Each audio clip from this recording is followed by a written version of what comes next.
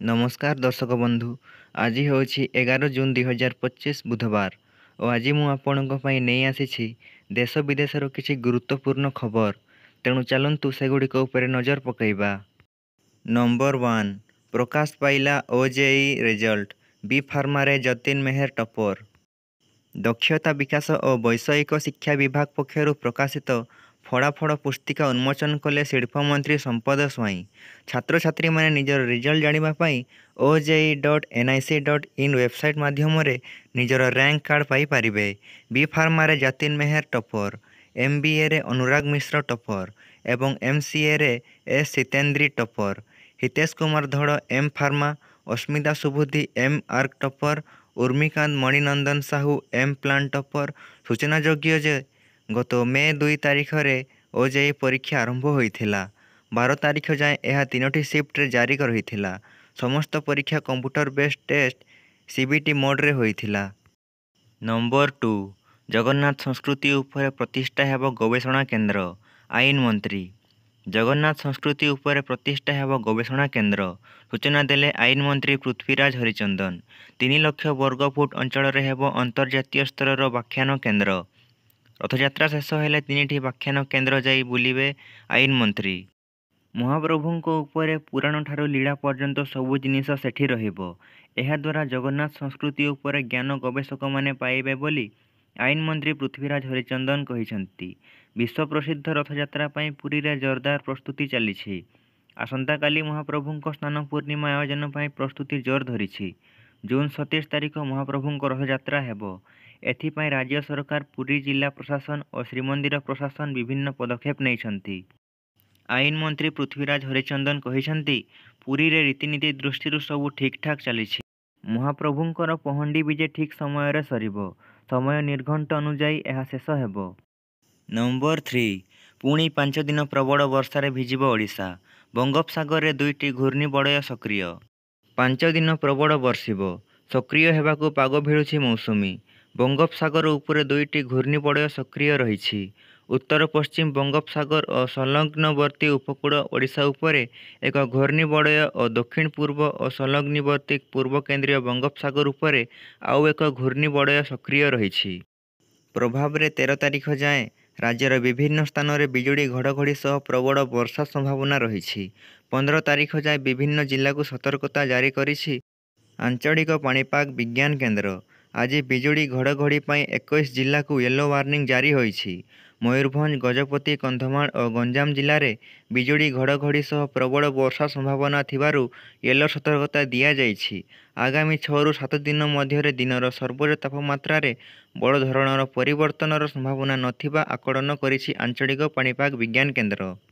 Number 4 राज्य रे who who होई बढ़िलाणी कोरोना। 12 जिले में संक्रमित चिन्हट। राज्य रे वृद्धि पाइबारे लागिछि कोरोना संक्रमण। दिनकू दिन संक्रमितों संख्या वृद्धि पाउथिबा बेले वर्तमान राज्यर 12 जिला को व्यापीछि कोरोना संक्रमण। अनुगुल, बरगड़, कंधमाल, गंजाम और सुवर्णपुर जिलूर भी कोविड पॉजिटिव चिन्हट होइछि। गतकाली सुधा राज्य चिन्हट होइथिबा मोट 56 कोरोना रोगी मध्यरु खोर्धा जिलूर सर्वाधिक 23 जन चिन्हट होइछंती। सेहीपरि कटकरू 18 जन पॉजिटिव होइथिबा बेले पुरी जिलूर 3 जन कोरोना रोगी चिन्हट होइछंती।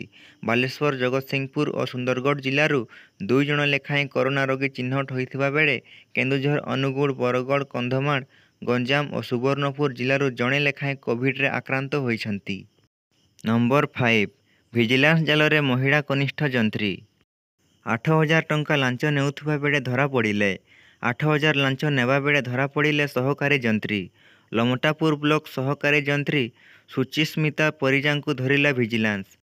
मनरेगा अर्थ रिलीज पाई लांच नेबा बेले धरा पड़िले सुचिस्मिता। सरकारी क्वार्टर्स रे लांच नेबा बेले माड़ी बसिला विजिलेंस। सहकारी जंत्री 3टी घरे विजिलेंस टीम रो चढ़ाऊ। विजिलेंस टीम पक्षरु चढ़ाऊ जारी रहिछि। महिला कनिष्ठ जंत्री सुस्मिता गत 1 वर्ष हेब चाकरी रे योगदान करथिले। दरमा बाहर अधिक अर्थ उत्पादनर लोभ आज सुस्मिता को महंगा पड़िछि। मनरेगा काम पाई हिताधिकारी ठारू 8,000 टंका लांच नेउथिबा समय रे माड़ी बसिला विजिलेंस टीम। नंबर 6 धर्मगढ़ उपजिलापाल IAS Dhiman Chakma suspend. Vigilance द्वारा गिरफ पर हेले निलंबन। ଧର୍ମଗଡ଼ ଉପଜିଲ୍ଲାପାଳ ଧୀମାନ ଚକମା ନିଲମ୍ବିତ। ଭିଜିଲାନ୍ସ ଗିରଫ ପରେ ନିଲମ୍ବନ କଲେ ସରକାର। ଫାଇଲରେ ମୁଖ୍ୟମନ୍ତ୍ରୀଙ୍କ ଦସ୍ତଖତ ପରେ ତାଙ୍କୁ ନିଲମ୍ବନ କରାଯାଇଥିବା ସୂଚନା। 10 ଲକ୍ଷ ଟଙ୍କା ଲାଞ୍ଚ ନେବା ବେଳେ ଚଢ଼ଉ କରିଥିଲା ଭିଜିଲାନ୍ସ। ଏହାପରେ ତାଙ୍କୁ ଗିରଫ କରାଯାଇ ଜେଲ୍ ପଠାଯାଇଥିଲା। ଧୀମାନ ଚକମାଙ୍କୁ ଭବାନୀପାଟଣା ଜେଲର 3 ନମ୍ବର ୱାର୍ଡକୁ ସ୍ଥାନାନ୍ତର କରାଯାଇଥିଲା। ତାଙ୍କୁ ସାଧାରଣ ବିଚାରାଧୀନ କଏଦୀଙ୍କ ସହ ରଖାଯାଇଛି। ଗତକାଲି ସ୍ୱାସ୍ଥ୍ୟାବସ୍ଥା ଖରାପ ଯୋଗୁଁ ଜେଲ୍ ଭିତରେ ଥିବା ମେଡିକାଲରେ ଉପଜିଲ୍ଲାପାଳ ଧୀମାନ ଚକମାଙ୍କୁ ରଖାଯାଇଥିଲା। ଧର୍ମଗଡ଼ ଉପଜିଲ୍ଲାପାଳ ଧୀମାନ ଚକମାଙ୍କୁ 10 ଲକ୍ଷ ଟଙ୍କାର ଲାଞ୍ଚ ମାମଲାରେ ଗିରଫ କରିଥିଲା ଭିଜିଲାନ୍ସ। ନମ୍ବର 7 ଡୋନାଲ୍ଡ ଟ୍ରମ୍ପ ପ୍ରଶାସନ ବିରୋଧରେ ମାମଲା ଦାୟର। ଲସ୍ ଆଞ୍ଜେଲେସ୍ ଉତ୍ତେଜନାକୁ ନେଇ ତେଜିଲା ରାଜନୀତି। ଡୋନାଲ୍ଡ ଟ୍ରମ୍ପ ପ୍ରଶାସନ ବିରୋଧରେ ମାମଲା ଦାୟର। ଟ୍ରମ୍ପଙ୍କ ପଦକ୍ଷେପକୁ କାଲିଫର୍ଣ୍ଣିଆ ଗଭର୍ଣ୍ଣରଙ୍କ କଡ଼ା ନିନ୍ଦା। ଅବୈଧୀ ପ୍ରବାସୀ ବିରୋଧରେ ଚଢ଼ଉ ପରେ ହୋଇଥିବା ପ୍ରତିବାଦ ଯୋଗୁଁ ଆମେରିକାର ଲସ୍ ଆଞ୍ଜେଲେସ୍ ପରିସ୍ଥିତି ଉତ୍ତେଜନାପୂର୍ଣ୍ଣ ହୋଇପଡ଼ିଛି। ଏଠାରେ ଲୋକମାନେ ରାଜରାସ୍ତାକୁ ଓହ୍ଲାଇ ପ୍ରତିବାଦ କରୁଛନ୍ତି। ଜଣେ ଅଧିକାରୀ କହିଛନ୍ତି ଯେ ଲସ୍ ଆଞ୍ଜେଲେସ୍ ପୋଲିସ ବିଭାଗ ଏପର୍ଯ୍ୟନ୍ତ ଅନେକ ଗିରଫ କରିଛି। ଏହି ପ୍ରତିବାଦଗୁଡ଼ାକୁ ଜୁନ୍ 6ରୁ 7 ତାରିଖରୁ ଆରମ୍ଭ ହୋଇଥିଲା। ପରିସ୍ଥିତି ଏପରି ହେଲା ଯେ ରାଷ୍ଟ୍ରପତି ଟ୍ରମ୍ପ 2000ରୁ ଅଧିକ ସୁରକ୍ଷା କର୍ମୀଙ୍କୁ ନିୟୋଜିତ କଲେ। ଏହି ନିଷ୍ପତ୍ତି ଏବେ ଟ୍ରମ୍ପଙ୍କ ପାଇଁ ମହଙ୍ଗା ପରିବା ପରି ମନେ ହେଉଛି। ଏହି କାରଣରୁ ରାଜ୍ୟ ସରକାର ଏବଂ ଟ୍ରମ୍ପ ପ୍ରଶାସନ ସିଧାସଳଖ ମୁହାଁମୁହିଁ ହୋଇଛନ୍ତି। କାଲିଫର୍ଣ୍ଣିଆ ରାଜ୍ୟ ଟ୍ରମ୍ପ ପ୍ରଶାସନ ବିରୋଧରେ ଏକ ମାମଲା ଦାୟର କରିଛି। ଲସ୍ ଆଞ୍ଜେଲେସ୍ 2000 ନ୍ୟାସନାଲ ଗାର୍ଡ ସୈନିକଙ୍କୁ ନିୟୋଜିତ କରିବା ପରେ ଏହି ସମ୍ପୂର୍ଣ୍ଣ ମାମଲା ପଞ୍ଜୀକୃତ କରାଯାଇଛି। ଏହା ପଛରେ କାରଣ ଥିଲା ଯେ ଟ୍ରମ୍ପ ସରକାର ରାଜ୍ୟପାଳଙ୍କ ଅନୁମୋଦନ ବିନା ରାଜ୍ୟରେ ନ୍ୟାସନାଲ ଗାର୍ଡ ମୁତୟନ କରିଥିଲେ। ଅଧିକାରୀମାନେ ଟ୍ରମ୍ପଙ୍କ ଏହି ନିଷ୍ପତ୍ତିକୁ ବେଆଇନ ବୋଲି କହିଛନ୍ତି। ଏହାପରେ ଏକ ମାମଲା ରୁଜୁ ହୋଇଛି। ନମ୍ବର 8 ପ୍ରତିକୂଳ ପାଗ ପାଇଁ ଆକ୍ସିଏମ୍-4 ମିଶନ ସ୍ଥଗିତ। ଆଜି ଲଞ୍ଚ ହେବ ଭାରତର ଆଶା ଓ ଆକାଂକ୍ଷାର ମିଶନ ଅକ୍ସିୟମ୍-4। କାଲି ଲଞ୍ଚ ହେବାର ଥିଲା, କିନ୍ତୁ ଖରାପ ପାଗ ଯୋଗୁଁ 11 ତାରିଖକୁ ଘୁଞ୍ଚିଲା। ଟ୍ୱିଟ୍ କରି ସୂଚନା ଦେଇଛି ଇସ୍ରୋ। 11 ତାରିଖ ଅପରାହ୍ନ 5:30 ବେଳେ ମିସାଇଲ୍ ଲଞ୍ଚ ହେବ। ଏହି ମିଶନରେ ଅନ୍ତର୍ଜାତିକ ମହାକାଶ କେନ୍ଦ୍ରକୁ ଯିବେ ଭାରତୀୟ ବାୟୁସେନାର ଗ୍ରୁପ୍ କ୍ୟାପ୍ଟେନ ଶୁଭ୍ରାଂଶୁ ଶୁକ୍ଳା। ଆମେରିକାର କେନେଡି ସ୍ପେସ୍ ସେଣ୍ଟରରୁ ଲଞ୍ଚ ହେବ ଅକ୍ସିୟମ୍-4 ମିଶନ। ଏହି ମିଶନ ପାଇଁ ଆଜି ଫାଷ୍ଟ ଲଞ୍ଚ ରିହର୍ସାଲ ହୋଇଛି। ଏପଟେ ମହାକାଶ ଯାତ୍ରା କରି 41 ବର୍ଷ ପରେ ଭାରତକୁ ଅନ୍ତରୀଣ ଉଡ଼ାଣରେ ଫେରୁଛି। ଏହା ପୂର୍ବରୁ 1984ରେ ରାକେଶ ଶର୍ମା ଅନ୍ତରୀକ୍ଷ ଯାତ୍ରା କରି ଇତିହାସ ରଚିଥିଲେ। ଏଥିସହିତ ଏହି ଆକ୍ସିଏମ୍-4 ମିଶନରେ commander Peggy Whitson, pilot Shukla ଏବଂ ହଙ୍ଗେରୀର ବିଶେଷଜ୍ଞ ଟିଗର କାପୁ ଏବଂ ପୋଲାଣ୍ଡର ସ୍ଲୋଭୋଜ ଉଗ୍ନାନ୍ସ୍କି ୱିନ୍ସିଓସ୍କି ସାମିଲ ଅଛନ୍ତି। ଏହା 14 ଦିନିଆ ମିଶନ ରହିବ। ଏହି ମିଶନରେ ଶୁଭ୍ରାଂଶୁ ଆଇଏସ୍ଏସ୍ ଯିବାରେ ପ୍ରଥମ ହେଲେ ମହାକାଶ ଯିବାରେ ଦ୍ୱିତୀୟ ଭାରତୀୟ ହେବେ। ଏହା ସମେତ 14 ଦିନିଆ ମିଶନ ଭାରତ, ପୋଲାଣ୍ଡ ଏବଂ ହଙ୍ଗେରୀ ପାଇଁ ମାନବ ମହାକାଶ ଉଡ଼ାଣର ପୁନରାବୃତ୍ତିକୁ ସାକାର କରିବ। ନମ୍ବର 9 ରଥ ଉପରକୁ ମୋବାଇଲ ନେଇ ଯାଇପାରିବେନି ସେବାୟତ। ସ୍ନାନ ପୂର୍ଣ୍ଣିମା ପାଇଁ ପୁରୀରେ ପ୍ରସ୍ତୁତି ଜୋରଦାର ଚାଲିଛି। ଏହି ସମୟରେ ଆଇନମନ୍ତ୍ରୀ ପୃଥ୍ୱୀରାଜ ହରିଚନ୍ଦନ ଏକ ସୂଚନା ଦେଇଛନ୍ତି। ସେ କହିଛନ୍ତି ଯେ ରୀତିନୀତି ଦୃଷ୍ଟିରୁ ସବୁ ଠିକ୍ ଅଛି। ଠିକ୍ ସମୟରେ ସରିବ ପହଣ୍ଡି ବିଜେ। ସମୟ ନିର୍ଘଣ୍ଟ ଅନୁଯାୟୀ ଶେଷ ହେବ। ରଥ ଉପରକୁ ମୋବାଇଲ ଯାଇପାରିବ ନାହିଁ। ତେବେ ଅଣସେବାୟତ ରଥ ଉପରକୁ ଗଲେ ପୋଲିସକୁ ଦିଆଯିବ ବୋଲି ଆଇନମନ୍ତ୍ରୀ କହିଛନ୍ତି। ପୂର୍ବରୁ ଶ୍ରୀମନ୍ଦିର ମୁଖ୍ୟ ପ୍ରଶାସକ ଅରବିନ୍ଦ ପାଢ଼ୀ କହିଥିଲେ, ଘୋଷଯାତ୍ରା ବେଳେ ଅଣସେବାୟତ ରଥ ଉପରକୁ ଚଢ଼ିପାରିବେ ନାହିଁ। କୌଣସି ପ୍ରକାର ଅନଧିକୃତ କାର୍ଯ୍ୟ ହେଲେ କାର୍ଯ୍ୟାନୁଷ୍ଠାନ ନିଆଯିବ। ରଥ ଉପରକୁ ମୋବାଇଲ ନେବାକୁ ବାରଣ କରାଯାଇଛି। ଯଦି କୌଣସି ସେବାୟତ ରଥ ଉପରକୁ ମୋବାଇଲ ନେଇ ଯାଆନ୍ତି, ତେବେ ସେମାନଙ୍କ ଉପରେ ଦୃଢ଼ କାର୍ଯ୍ୟାନୁଷ୍ଠାନ ଗ୍ରହଣ କରାଯିବ। ରଥ ଉପରେ ରହି କୌଣସି ସେବାୟତ ଫଟୋ କିମ୍ବା ଭିଡ଼ିଓ କରିପାରିବେ ନାହିଁ। ରଥଯାତ୍ରା ଏକ ଆଧ୍ୟାତ୍ମିକ ଯାତ୍ରା। ଏହା ମହାପ୍ରଭୁଙ୍କ ପାଇଁ ସମର୍ପିତ ମନୋଭାବ ରଖାଯିବା ଉଚିତ। କିନ୍ତୁ କିଛି ଲୋକ ନୀତି ନିୟମକୁ ଅଣଦେଖା କରୁଛନ୍ତି, ଯାହା ବୁଦ୍ଧିଜୀବୀ ମହଲରେ ତୀବ୍ର ଅସନ୍ତୋଷ ସୃଷ୍ଟି କରୁଛି। ନମ୍ବର 10 ମାଲଦ୍ୱୀପର ଗ୍ଲୋବାଲ ବ୍ରାଣ୍ଡ ଆମ୍ବାସାଡର ହେଲେ କ୍ୟାଟ୍ରିନା। ବଲିଉଡ୍ ଅଭିନେତ୍ରୀ କ୍ୟାଟ୍ରିନା କୈଫ୍ ହେଲେ ମାଳଦ୍ୱୀପର ନୂଆ ଗ୍ଲୋବାଲ ବ୍ରାଣ୍ଡ ଆମ୍ବାସାଡର। ପର୍ଯ୍ୟଟନର ବିକାଶ ପାଇଁ କ୍ୟାଟ୍ରିନାଙ୍କୁ ଏହି ଦାୟିତ୍ୱ ଦିଆଯାଇଛି। ମଙ୍ଗଳବାର ସୋସିଆଲ ମିଡିଆ ପୋଷ୍ଟ ଜରିଆରେ ଏହି ସୂଚନା ମିଳିଛି। ସବୁଠାରୁ ବଡ଼ କଥା ଯେ ପ୍ରଧାନମନ୍ତ୍ରୀ ନରେନ୍ଦ୍ର ମୋଦିଙ୍କ ଗସ୍ତ ପୂର୍ବରୁ ଏଭଳି ଏକ ଘୋଷଣା କରାଯାଇଛି। ମାଳଦ୍ୱୀପରେ ସନି ସାଇଡ୍ ଅଫ୍ ଲାଇଫର ଗ୍ଲୋବାଲ ବ୍ରାଣ୍ଡ ଆମ୍ବାସାଡର ହେବା ନେଇ କ୍ୟାଟ୍ରିନା କହିଛନ୍ତି, ମାଳଦ୍ୱୀପ ପ୍ରକୃତିର ସୁନ୍ଦରତାର ପ୍ରତୀକ। ସେଠାରେ ଖୁବ୍ ଶାନ୍ତି ମିଳିଥାଏ। ମୁଁ ଏହାର ବ୍ରାଣ୍ଡ ଆମ୍ବାସାଡର ହୋଇଥିବାରୁ ଗର୍ବିତ। ଏହି ସହଯୋଗ ଦୁନିଆର ସବୁ ଲୋକଙ୍କ ପାଇଁ ସୁନ୍ଦର ଯାତ୍ରାର ଅନୁଭବ ଆଣିବ। ମୁଁ ଉତ୍ସାହିତ ଯେ ମାଳଦ୍ୱୀପର ଅଦ୍ଭୁତ ଆକର୍ଷଣ ଓ ବିଶ୍ୱସ୍ତରୀୟ ଅନୁଭବ ସମସ୍ତଙ୍କ ଆଗକୁ ଆଣିପାରିବି। ମାଳଦ୍ୱୀପ ମାର୍କେଟିଂ ଏବଂ ପବ୍ଲିକ୍ ରିଲେସନ୍ସ କର୍ପୋରେସନର ପରିଚାଳନା ନିର୍ଦ୍ଦେଶକ ଥଇବ ମହମ୍ମଦ କହିଛନ୍ତି, କାଟ୍ରିନା କୈଫଙ୍କୁ ଆମର ବିଶ୍ୱସ୍ତରୀୟ ବ୍ରାଣ୍ଡ ଆମ୍ବାସାଡର ଭାବରେ ପାଇ ବହୁତ ଗର୍ବିତ। ଲୋକପ୍ରିୟତା ସହ ଗ୍ଲୋବାଲ ଏଣ୍ଟରଟେନମେଣ୍ଟ ଇଣ୍ଡଷ୍ଟ୍ରିରେ ତାଙ୍କର ଇନଫ୍ଲୁଏନ୍ସ କାରଣରୁ ଆମକୁ ନିଶ୍ଚିତ ଭାବରେ ବିଶ୍ୱର ବିଭିନ୍ନ ସ୍ଥାନରୁ, ବିଶେଷ କରି ଭାରତରୁ ଅଧିକ ଦର୍ଶକଙ୍କୁ ଆକର୍ଷିତ କରିବାରେ ସାହାଯ୍ୟ ମିଳିବ। ନମ୍ବର 11 ଦିନକ ପରେ ରାଜ୍ୟ ସରକାରଙ୍କ ବର୍ଷ ପୂର୍ତ୍ତି। ବାର୍ଷିକ ରିପୋର୍ଟ କାର୍ଡ ଦେଲେ ମୁଖ୍ୟମନ୍ତ୍ରୀ। ଦିନକ ପରେ ରାଜ୍ୟ ସରକାରଙ୍କ ବର୍ଷ ପୂର୍ତ୍ତି। ଏନେଇ ବିସ୍ତୃତ ଭାବେ ତଥ୍ୟ ରଖିଲେ ମୁଖ୍ୟମନ୍ତ୍ରୀ। ବର୍ଷକର ସଫଳ ଯାତ୍ରାରେ ଲୋକଙ୍କ ଆଶା ପୂରଣ କରିଛୁ।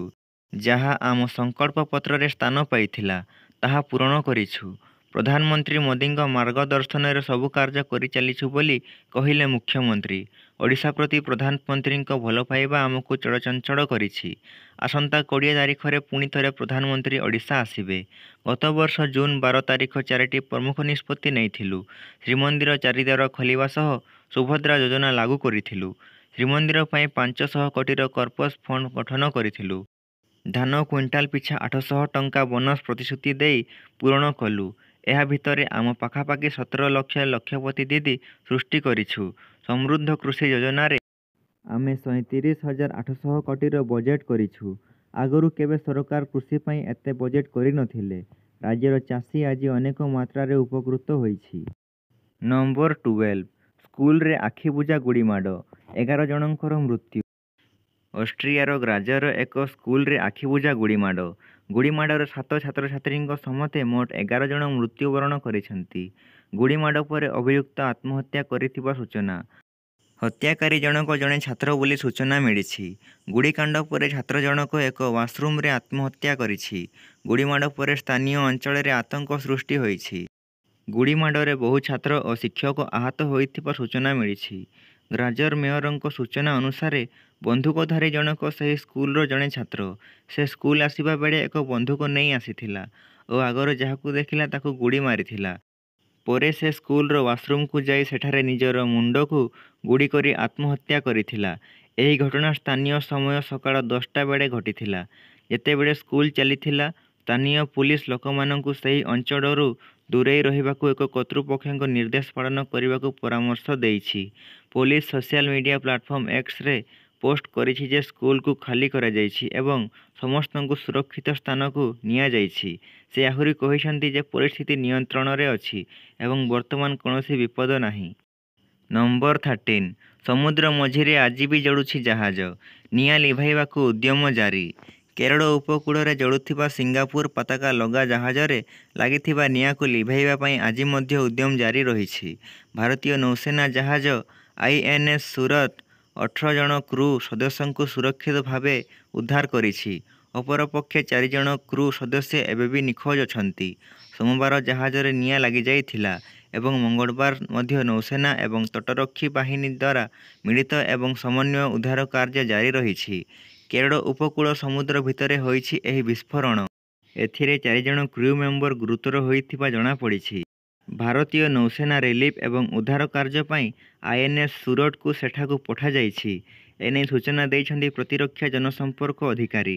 ସେ କହିଛନ୍ତି, ଆଜି ସକାଳେ କେରଳ ଉପକୂଳ ନିକଟରେ କଣ୍ଟେନର ଜାହାଜ MV1 ହାଇ 503ରେ ଏକ ବଡ଼ ଧରଣର ବିସ୍ଫୋରଣ ହୋଇଛି। ଏହି ଜାହାଜର ଲମ୍ବ 270 ମିଟର ହୋଇଥିବା ବେଳେ ଡ୍ରାଫ୍ଟ 12.5 ମିଟର ରହିଛି। ଜାହାଜଟି ଜୁନ 7 ତାରିଖରେ କଲମ୍ବୋରୁ ବାହାରି ମୁମ୍ବାଇ ଯାଉଥିଲା। ଆସନ୍ତାକାଲି ଏହା ମୁମ୍ବାଇରେ ପହଞ୍ଚିଥାନ୍ତା।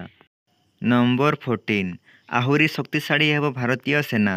ଭାରତ ତିଆରି କରୁଛି ମହାବିନାଶକ QRSAM ଏୟାର ଡିଫେନ୍ସ ସିଷ୍ଟମ। ଆହୁରି ଶକ୍ତିଶାଳୀ ହେବ ଭାରତୀୟ ସେନା। ସେନାକୁ ଖୁବ୍ ଶୀଘ୍ର ମିଳିବାକୁ ଯାଉଛି ନୂଆ ଏୟାର ଡିଫେନ୍ସ ସିଷ୍ଟମ। ଚୀନ ଓ ପାକିସ୍ତାନ ସୀମାରେ ମୁତୟନ ହେବେ ଏହି ନୂତନ ବାୟୁ ରକ୍ଷା କବଚ। ଏହି ନୂଆ ରକ୍ଷା କବଚ ହେଉଛି quick reaction surface to air missile system ବା QRSAM। ସମ୍ପୂର୍ଣ୍ଣ ସ୍ୱଦେଶୀ ଜ୍ଞାନ କୌଶଳରେ ପ୍ରସ୍ତୁତ ହୋଇଛି ଏହି ନୂତନ ବାୟୁ ରକ୍ଷା କବଚ।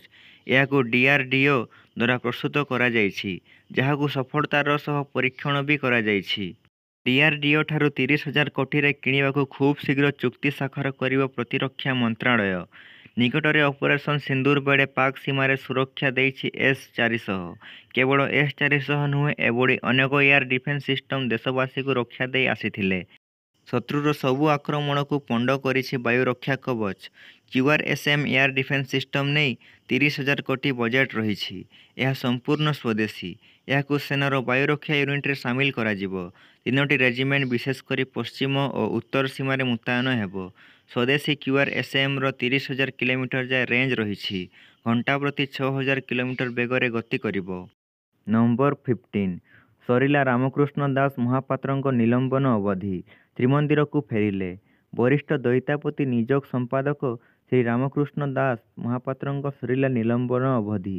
ମାସେ ପରେ ଶ୍ରୀମନ୍ଦିରକୁ ଫେରିଲେ ରାମକୃଷ୍ଣ ଦାସ ମହାପାତ୍ର। ଆସନ୍ତାକାଲି ଦେବସ୍ନାନ ପୂର୍ଣ୍ଣିମା ଥିବାରୁ ଆଜି ଦଇତାପତି ସେବା କାର୍ଯ୍ୟରେ ଯୋଗ ଦେଇଛନ୍ତି। ଶ୍ରୀଜୀଉଙ୍କ ସେନାପଟା ଲାଗି ନୀତିରେ ସାମିଲ ହୋଇଛନ୍ତି। ସୂଚନା ଅନୁଯାୟୀ ଗତ ମେ ମାସ 11 ତାରିଖରେ ଶ୍ରୀମନ୍ଦିର ପରମ୍ପରା ବିରୋଧୀ କାର୍ଯ୍ୟ ଯୋଗୁଁ 30 ଦିନ ପାଇଁ ରାମକୃଷ୍ଣ ଦାସ ମହାପାତ୍ର ନିଲମ୍ବନ ହୋଇଥିଲେ। ଶ୍ରୀମନ୍ଦିର ପ୍ରବେଶ ଉପରେ ମଧ୍ୟ ଲାଗିଥିଲା କଟକଣା। ଦୀଘା ଜଗନ୍ନାଥ ମନ୍ଦିର ପ୍ରତିଷ୍ଠା ଉତ୍ସବରେ ଯୋଗ ଦେଇ ବିବାଦକୁ ଆସିଥିଲେ। ବଡ଼କା ଦାରୁରେ ବିଗ୍ରହ ନିର୍ମାଣ ଏବଂ ଦୀଘା ଜଗନ୍ନାଥ ମନ୍ଦିରକୁ ଜଗନ୍ନାଥ ଧାମ ନାମକରଣକୁ ପ୍ରତିବାଦ କରିନଥିବାରୁ ନିଆଯାଇଥିଲା ଆକ୍ସନ। ତେବେ ଆଜି ନିଲମ୍ବନ ଅବଧି ସରିବା ପରେ ଦଇତାପତି ସେବା କାର୍ଯ୍ୟ ଶ୍ରୀ ରାମକୃଷ୍ଣ ଦାସ ମହାପାତ୍ର ସାମିଲ ହୋଇଛନ୍ତି। ନମ୍ବର 16 କେନ୍ଦ୍ରମନ୍ତ୍ରୀଙ୍କ ବଡ଼ ବୟାନ। କହିଲେ ଭାରତର ସଡ଼କ ଆମେରିକା ଭଳି ହେବ। ଆସନ୍ତା 2 ବର୍ଷରେ ଭାରତର ସଡ଼କ ଆମେରିକାଠାରୁ ଭଲ ହେବ ବୋଲି ସଡ଼କ ପରିବହନ ଓ ରାଜପଥ ମନ୍ତ୍ରୀ ନୀତିନ ଗଡ଼କରୀ ପ୍ରତିଶ୍ରୁତି ଦେଇଥିଲେ। ଏବେ ସେ କହିଛନ୍ତି ଯେ ଆମ ସଡ଼କ ଆମେରିକାଠାରୁ ଭଲ ହୋଇଗଲାଣି। କିନ୍ତୁ ଆମେରିକୀୟ ତାଙ୍କ ସହ ଆଲୋଚନା କରିବା ବେଳେ ତାହା ସ୍ୱୀକାର କରିଛନ୍ତି। କେନ୍ଦ୍ର ସରକାର ସଡ଼କ ଭିତ୍ତିଭୂମିରେ ଉନ୍ନତି ଆଣିବାରେ ନିରନ୍ତର ଉଦ୍ୟମ କରୁଛନ୍ତି। ଜାରି ରହିଥିବା ପ୍ରକଳ୍ପଗୁଡ଼ିକ ଦ୍ରୁତ ଗତିରେ ଆଗକୁ ବଢ଼ୁଛି। ସରକାର ସଡ଼କ ନେଟୱାର୍କରେ ଉନ୍ନତି ଆଣୁଥିବାରୁ ପରିବହନ ଖର୍ଚ୍ଚ କମ୍ ହେବାରେ ଲାଗିଛି। ତେଣୁ ରପ୍ତାନି ବଜାରରେ ଭାରତର ପ୍ରତିଦ୍ୱନ୍ଦ୍ୱିତା ବୃଦ୍ଧି ପାଉଛି। ରପ୍ତାନି ବଢ଼ାଇବାକୁ ହେଲେ ଆମକୁ କୃଷି, ମାନୁଫ୍ୟାକ୍ଚରିଂ ଓ ସେବା କ୍ଷେତ୍ରରେ ଉନ୍ନତି ଆଣିବାକୁ ପଡ଼ିବ ବୋଲି ସେ କହିଛନ୍ତି। ପୂର୍ବରୁ ଭାରତର ପ୍ରାଥମିକ ଚିନ୍ତା ଥିଲା ପରିବହନ ଖର୍ଚ୍ଚ, ଯାହା 16% ଭଳି ଉଚ୍ଚ ସ୍ତରରେ ଥିଲା। ଚୀନରେ ସେହି ହାର 8% ଓ ୟୁରୋପରେ 12% ରହିଛି। ଗଡ଼କରୀ କହିଛନ୍ତି ଯେ ଆମ ସଡ଼କ ଭଲ ନାହିଁ, ବନ୍ଦର ଭଲ ନାହିଁ। ଟ୍ରାଫିକ ଭିଡ଼ ପାଇଁ ପରିବହନ ଖର୍ଚ୍ଚ ବଢ଼ୁଛି। କିନ୍ତୁ ସଡ଼କ ଭିତ୍ତିଭୂମିରେ ଉନ୍ନତି ଆଣି ମୋଦି ସରକାର ପରିବହନ ଖର୍ଚ୍ଚକୁ 9%କୁ କମ୍ କରିପାରିଛନ୍ତି। ଦେଶରେ 25ଟି ନୂଆ ଏକ୍ସପ୍ରେସୱେ, 3,000 କିଲୋମିଟର ବନ୍ଦର ସଂଯୋଗ ରାଜପଥ ଓ ଧାର୍ମିକ ପର୍ଯ୍ୟଟନ ସର୍କିଟ ପାଇଁ 1 ଲକ୍ଷ କୋଟି ଟଙ୍କାରୁ ଅଧିକ ନିବେଶ ସହ ସଡ଼କ ନିର୍ମାଣ କରାଯାଉଛି। ବୌଦ୍ଧ ସର୍କିଟକୁ ସଂଯୋଗ ପ୍ରଦାନ କରିବା ଏବଂ ଚାରିଧାମକୁ ସବୁଦିନିଆ ସଡ଼କ ସହ ଯୋଡ଼ିବା ଲାଗି ସରକାରଙ୍କ ଯୋଜନା ରହିଛି। ପର୍ବତମାଳା ଯୋଜନାରେ 15 ରୋପୱେ ତିଆରି କରାଯାଉଥିବା ବେଳେ 35ଟି ମଲ୍ଟି ମୋଡାଲ ଲଜିଷ୍ଟିକ ପାର୍କ ନିର୍ମାଣ କରାଯାଉଛି। Number 17 staff selection commission SSC ଦ୍ୱାରା କମ୍ବାଇନ୍ଡ ଗ୍ରାଜୁଏଟ୍ ଲେଭେଲ CGL ପରୀକ୍ଷା 2025 ପାଇଁ ବିଜ୍ଞପ୍ତି ଜାରି। ଷ୍ଟାଫ୍ ସିଲେକ୍ସନ କମିଶନ SSC ଦ୍ୱାରା କମ୍ବାଇନ୍ଡ ଗ୍ରାଜୁଏଟ୍ ଲେଭେଲ CGL ପରୀକ୍ଷା 2025 ଆଧିକାରିକ ବିଜ୍ଞପ୍ତି ଜୁନ୍ 9 ତାରିଖରେ ଜାରି କରାଯାଇଛି। ଏହି ପରୀକ୍ଷା ମାଧ୍ୟମରେ କେନ୍ଦ୍ର ସରକାରଙ୍କ ବିଭିନ୍ନ ମନ୍ତ୍ରଣାଳୟ, ବିଭାଗ ଏବଂ ଅନ୍ୟାନ୍ୟ ସଂସ୍ଥାଗୁଡ଼ିକରେ ଗ୍ରୁପ B ଏବଂ ଗ୍ରୁପ C ପଦବୀ ପୂରଣ କରାଯିବ। ଏହି ବିଜ୍ଞପ୍ତି ଅନୁଯାୟୀ ମୋଟ 14,582ଟି ପଦବୀ ପାଇଁ ନିଯୁକ୍ତି କରାଯିବ। SSCର ଆଧିକାରିକ ୱେବସାଇଟ www.ssc.gov.in କୁ ଯାଇ ପ୍ରାର୍ଥୀମାନେ ଆବେଦନ କରିପାରିବେ। CGL ପରୀକ୍ଷା ପାଇଁ ଭିନ୍ନ ଭିନ୍ନ ଶ୍ରେଣୀଠୁ ଭିନ୍ନ ଭିନ୍ନ ଆବେଦନ ଫି ଧାର୍ଯ୍ୟ କରାଯାଇଛି। ସାଧାରଣ ଶ୍ରେଣୀ ପାଇଁ 100 ଟଙ୍କା ଆବେଦନ ରାଶି ଥିବାବେଳେ ମହିଳା, ଅନୁସୂଚିତ ଜାତି ଓ ଜନଜାତି, ଦିବ୍ୟାଙ୍ଗଜନ ଏବଂ ପୂର୍ବତନ ସୈନିକ ପ୍ରାର୍ଥୀଙ୍କ ପାଇଁ ଏହାର ଆବେଦନ ରାଶି ମାଗଣା ରହିଛି। ସେହିଭଳି ସଂଶୋଧନ ଫି ମଧ୍ୟ ଭିନ୍ନ ଭିନ୍ନ ରହିଛି। ପ୍ରଥମ ସଂଶୋଧନ ପାଇଁ 200 ଟଙ୍କା ଧାର୍ଯ୍ୟ ହୋଇଥିବା ବେଳେ ଦ୍ୱିତୀୟ ସଂଶୋଧନ ପାଇଁ 500 ଟଙ୍କା ଧାର୍ଯ୍ୟ କରାଯାଇଛି। ନମ୍ବର 18 ଅନ୍ତର୍ଜାତୀୟ କ୍ରିକେଟରୁ ଅବସର ଘୋଷଣା କଲେ ନିକୋଲସ ପୁରନ। ଅନ୍ତର୍ଜାତୀୟ କ୍ରିକେଟରୁ ଅବସର ଘୋଷଣା କରିଛନ୍ତି ୱେଷ୍ଟଇଣ୍ଡିଜ କ୍ରିକେଟର ଦଳର ଧୂଆଁଧାର ବ୍ୟାଟ୍ସମ୍ୟାନ ନିକୋଲସ ପୁରନ। ଇନଷ୍ଟାଗ୍ରାମରେ ଏକ ପୋଷ୍ଟ ଜରିଆରେ ସେ ଏହି ସୂଚନା ଦେଇଛନ୍ତି। ମାତ୍ର 29 ବର୍ଷ ବୟସରେ ପୁରନ ଅବସର ଘୋଷଣା କରି କ୍ରିକେଟ ଜଗତକୁ ଚକିତ କରିଛନ୍ତି। ଆଉ 8 ମାସ ପରେ ଟି-20 ବିଶ୍ୱକପ୍ ଅନୁଷ୍ଠିତ ହେବାକୁ ଥିବାବେଳେ ପୁରନଙ୍କ ଏହି ନିଷ୍ପତ୍ତି ଦଳକୁ ଚିନ୍ତାରେ ପକାଇଛି। ଏହି ନିଷ୍ପତ୍ତି ଅତ୍ୟନ୍ତ କଠିନ ଥିଲା। ଅନେକ ଚିନ୍ତା କରିବା ପରେ ସେ ଅବସର ନେବାକୁ ନିଷ୍ପତ୍ତି ନେଇଥିଲେ ବୋଲି ପୁରନ କହିଛନ୍ତି। ପୁରନ 2016ରେ ଦିନିକିଆ ଅନ୍ତର୍ଜାତୀୟ କ୍ରିକେଟରେ ପଦାର୍ପଣ କରିଥିଲେ। ପୁରନ 61ଟି ଦିନିକିଆ ଏବଂ 106ଟି ଟି-20 ମ୍ୟାଚ୍ ଖେଳିଛନ୍ତି। ଦିନିକିଆରେ ସେ 1983 ରନ୍ କରିଥିବା ବେଳେ ଟି-20ରେ 2275 ରନ୍ କରିଛନ୍ତି। ନମ୍ବର 19 ଆଇସିସି ହଲ୍ ଅଫ୍ ଫେମ୍ରେ ସାମିଲ ହେଲେ ମହେନ୍ଦ୍ର ସିଂ ଧୋନି। ଅନ୍ତର୍ଜାତୀୟ କ୍ରିକେଟ ପରିଷଦ ଆଇସିସି ପୂର୍ବତନ ଭାରତୀୟ ଅଧିନାୟକ ମହେନ୍ଦ୍ର ସିଂ ଧୋନିଙ୍କୁ ଆଇସିସି ହଲ୍ ଅଫ୍ ଫେମ୍ରେ ସାମିଲ କରିଛି। Mahendra Singh Dhoni ICC hall of ଫେମ୍ରେ ସାମିଲ ହେବାରେ 11ତମ ଭାରତୀୟ କ୍ରିକେଟର।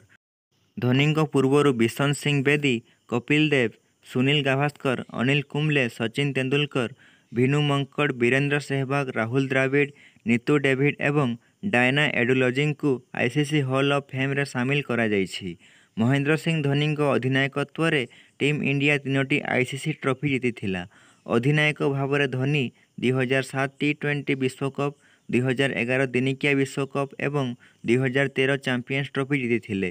ସେ ବିଶ୍ୱର ପ୍ରଥମ ଅଧିନାୟକ ଯିଏ 3ଟି ଭିନ୍ନ ଭିନ୍ନ ଆଇସିସି ଟ୍ରଫି ଜିତିଥିଲେ। ଧୋନି କେବଳ ଭାରତରେ ନୁହେଁ ବରଂ ବିଶ୍ୱର ସବୁଠାରୁ ସଫଳ ଅଧିନାୟକଙ୍କ ମଧ୍ୟରେ ଅନ୍ୟତମ। ନମ୍ବର 20 ବିସିସିଆଇର ଘୋଷଣା। ବଦଳିଲା ଟିମ୍ ଇଣ୍ଡିଆର 2ଟି ଟେଷ୍ଟ ମ୍ୟାଚ୍ର ଭେନ୍ୟୁ। ଟିମ୍ ଇଣ୍ଡିଆ 5ଟି ମ୍ୟାଚ୍ ବିଶିଷ୍ଟ ଟେଷ୍ଟ ସିରିଜ୍ ଖେଳିବାକୁ ଇଂଲଣ୍ଡ ଟୁର୍ କରିଛି। ଏହାରି ମଧ୍ୟରେ ବିସିସିଆଇ ଟିମ୍ ଇଣ୍ଡିଆର କିଛି ମ୍ୟାଚ୍ରେ ଭେନ୍ୟୁ ପରିବର୍ତ୍ତନ କରିଛି। ବିସିସିଆଇ ଟିମ୍ ଇଣ୍ଡିଆର 2025 ଅନ୍ତର୍ଜାତୀୟ ଘରୋଇ ସିଜନ୍ ପାଇଁ 2ଟି ଟେଷ୍ଟ ମ୍ୟାଚ୍ର ସୂଚୀରେ ପରିବର୍ତ୍ତନ ଘୋଷଣା କରିଛି। ଏହି ପରିବର୍ତ୍ତନ ଅନୁଯାୟୀ ଭାରତ ଏବଂ ୱେଷ୍ଟଇଣ୍ଡିଜ୍ ମଧ୍ୟରେ ଦ୍ୱିତୀୟ ଟେଷ୍ଟ ମ୍ୟାଚ୍ ଏବେ କୋଲକାତା ବଦଳରେ ନୂଆଦିଲ୍ଲୀରେ ଖେଳାଯିବ। ସେହିପରି ଦକ୍ଷିଣ ଆଫ୍ରିକା ବିପକ୍ଷରେ ପ୍ରଥମ ଟେଷ୍ଟ ମ୍ୟାଚ୍ ନୂଆଦିଲ୍ଲୀ ବଦଳରେ କୋଲକାତାର ଇଡେନ୍ ଗାର୍ଡେନରେ ଅନୁଷ୍ଠିତ ହେବ। ଆଜି ପାଇଁ ଏତିକି, ଧନ୍ୟବାଦ।